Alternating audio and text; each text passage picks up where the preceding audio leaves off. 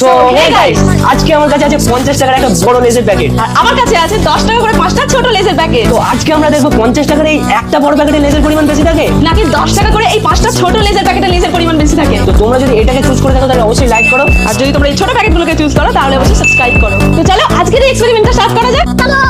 আগে এই বড় লেজের প্যাকেটটা কাটি।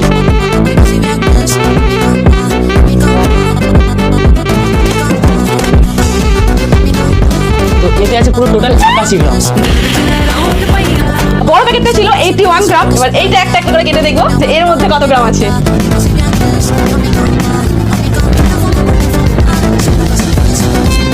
জিতে যাবে নাকি? এখনো দুটো প্যাকেট বাকি আছে।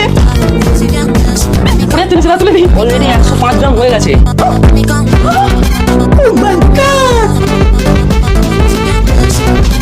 129 গ্রাম। মানে কতটা শুধু ডিফারেন্ট ভাবো।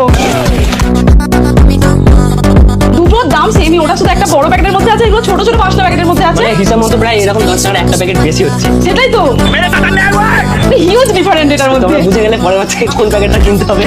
আজকের এই এক্সপেরিমেন্টে জিতে এই 10 টাকার ছোট প্যাকেটগুলো। এবার তোমরা ডিসাইড করো এবার থেকে তোমরা কোন প্যাকেটটা কিনবে। এই ভিডিওতে যদি 1 লাখ লাইক কমপ্লিট করো তাহলে এর পার্ট 2 আসবে। আর নেক্সট তোমরা কোন জিনিসের উপর এইরকম এক্সপেরিমেন্ট দেখতে চাও কমেন্ট করো।